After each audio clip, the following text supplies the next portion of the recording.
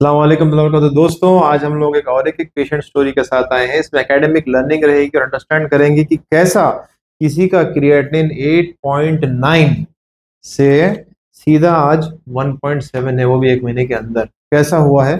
Aunty admit हुए थे हमारे पास आके 8 मई को। तो आंटी एडमिट होने के टाइम पे क्या था सिचुएशन, जरा आप रिमाइंड कर दिया तो सबको। जी हाँ। एडमिट होने जब ऐसी था, तकलीफ थी, टॉयलेट की प्रॉब्लम ये हो, लेकिन यहाँ आने के बाद डॉक्टर शोएब देखे और बहुत अच्छी दवाएं दिए। अब उसके लिए मैं बहुत बहुत शुक्र अदा करती हूँ अल्लाह से। अल्लाह उनकी तरक्की दे, उनके बाल बच्चों को अच्छा रख, और मेरे को अल्लाह मियाँ सेहत दे दिया। खाना नहीं खाया जा रहा था, अब खाना भी थोड़ा खाया जा रहा। आंटी डायलिसिस हुआ आपका? डायलिसिस होने वाला था, एक हुआ नहीं। एक हुआ? हाँ, एक हुआ, उसके बाद अब जरूरत नहीं है बोले डायलिसिस में डॉक्टर। तकलीफ थी? हाँ, थोड़ी उतनी नहीं हुई तकलीफ। जी। इंजेक्शन दिए, ऐसा दिखा। निकाल दिए गर्दन का फिर? ये निकाल दिए, जब भी निकले 2 दिन के बाद। एनीवे, आंटी की एज जो है अल्हम्दुलिल्लाह 71 ईयर्स है।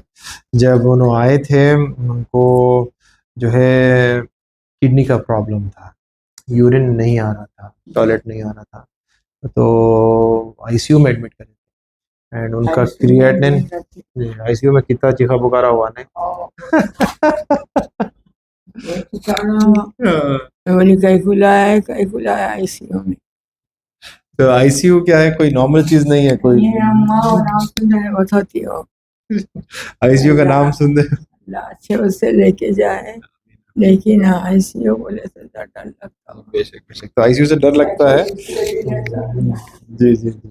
आईसीयू में एडमिट होने का रीजन ये था कि आंटी को जो है बीपी लो था, शॉक था। आपको एक्सप्लेन करेंगे, मैं बोर्ड ला लिया हूँ ओपी में, ताकि अपन जो है कुछ ना कुछ ऐसे डिस्कशंस रहेंगे तो अपन केस डिस्कशंस करने के लिए बोर्ड पे डिस्कस कर सकते हैं। कैसा रखेंगे उसको? यहाँ पे रखेंगे, इधर लेके आओ मैं उमर। तो आंटी का जो सिचुएशन था, ये आपको अंडरस्टैंड करना है कि आंटी को ये किडनीज है, ये एक किडनी है, ये दूसरी किडनी है, पेशाब की थैली है, यहाँ से यूरिन बाहर आता है। आंटी की किडनी इफेक्ट हो गई थी,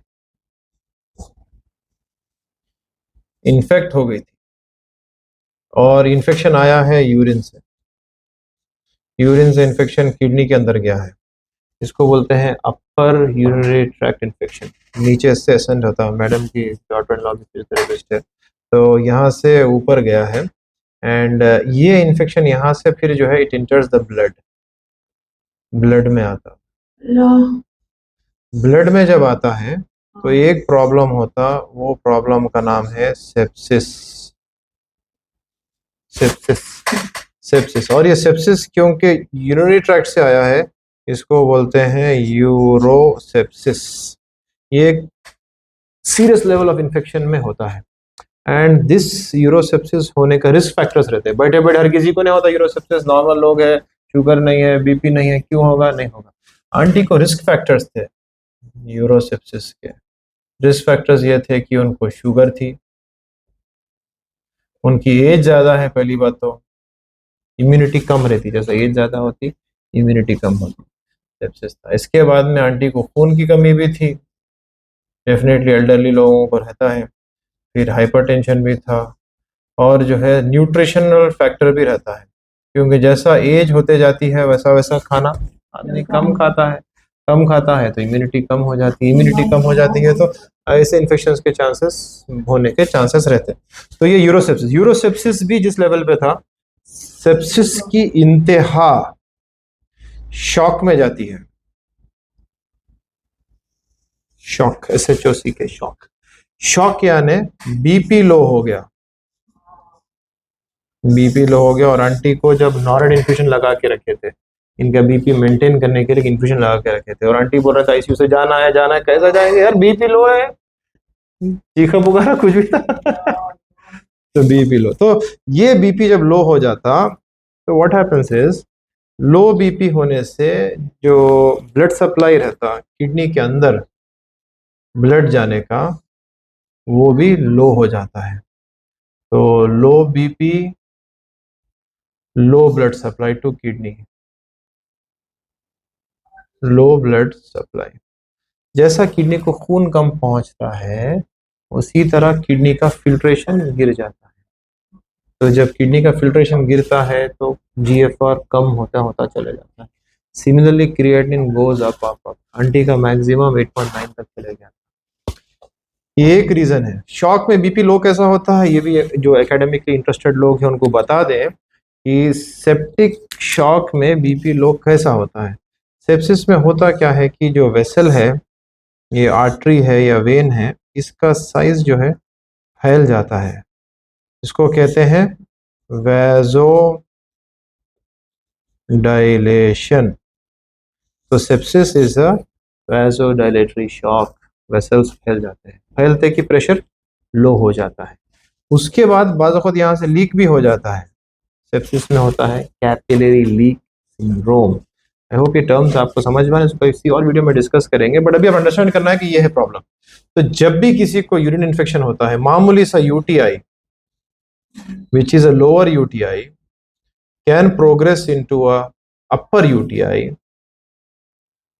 यूटीआई जिसको यूरोसेप्सिस कहते हैं। Urosepsis can progress into shock, low blood pressure, and this low blood pressure will eventually lead to low kidney function, which is going up of creatinine। इसको कहते हैं AKI। आंटी को हुआ है AKI के भी 3 स्टेजेस हैं। आंटी को हुआ था AKI स्टेज 3।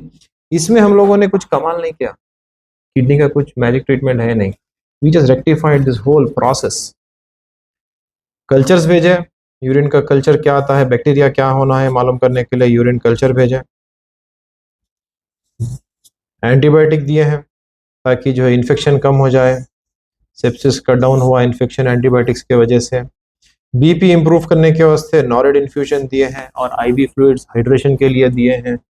ऑटोमेटिकली जैसा इन्फेक्शन कम हुआ, ये इन्फेक्शन कम हुआ किडनी के अंदर का, यूरिन क्लियर हुआ, सीआरपी कम हुआ, डब्ल्यूबीसी काउंट्स कम हुए, एंड फाइनली किडनी का जो फंक्शन था, इनका क्रिएटिनिन 8.9 था आंटी का creatinine, which has come down today to 1.7। यहाँ पे because dialysis is a life saving procedure, कोई भी इंफेक्शन हो, सेप्टिक शॉक रहो, kidney is the first to fall, last to come back. Starting में ही किडनी इफेक्ट हो गई है तो बट आप रिकवर हो गए, अभी तो नॉर्मल हो गया अल्हम्दुलिल्लाह। तो लेकिन क्रिएटिनिन को टाइम लग रहा है। क्या डेट था वो, इट वाज ऑन हाँ मई में ही, 8 मई को ये हालत थी, 8 मई, और आज जो है 23 में है, स्टिल रिकवरिंग। इंशाल्लाह ताला 1.0 तक आ जाएगा creatinine, let's hope for the fine. तो डायलिसिस का लाइन निकाल दिया, यार ओके। तो ये AKI बोलते हैं। आई होप अंडरस्टैंड करें आप प्रोसेसेस, कुछ वर्ड्स एंड ऑल, कि कभी भी आईसीयू में एडमिशन होना है तो आंटी के वैसा डरना नहीं, चीखा पुकारा होता, आईसीयू में अकेले हो जाते, कोई पूछते हैं आप के अच्छे के लिए करते हैं, किसके लिए करते हैं, आपके अच्छे के लिए करते हैं। तो ये अंडरस्टैंड करना है कि डरना नहीं है एंड द बेस्ट ट्रीटमेंट करना है। और डायलिसिस अगर करना है एब्सोल्यूट नेसेसिटी, आंटी को करना पड़ा, यूरिन नहीं आ रहा था, बट अल्हम्दुलिल्लाह यूरिन आ रहा है। आज यूरिन का बैग भी हम लोग निकालने वाले हैं। तो डायलिसिस से free, creatinine normal and everything is fine, happy है। लेकिन ये सब चीजें जो अपनी मेहनत से नहीं होता है, खुदा के अता से होता है। कितनी भी मेहनत करो कुछ नहीं कर सकते, शिफा तो अल्लाह ही देता है, अपन सिर्फ मेहनत कर सकते, नतीजा उसमें अल्लाह ही डालता है। देने वाले हैं। बोलना चाहते नौजवानों को, सब अल्लाह देता है। हाँ बिल्कुल सही है, अल्लाह के सिवा पता नहीं हिलता तो अपन तो इंसान है। और कोई प्रॉब्लम तो नहीं है ना? अल्हम्दुलिल्लाह ठीक है। अल्लाह को अच्छा है कि डॉक्टर साहब, अल्लाह की हिदायत, दोनों डॉक्टरों के हाथों में शिफा अता फरमा रब्बुल आलमीन। हर पेशेंट अच्छा हो, दुआओं में रखे, आपके बीवी बच्चों को सबको। ठीक है। अल्लाह हाफ़िज़।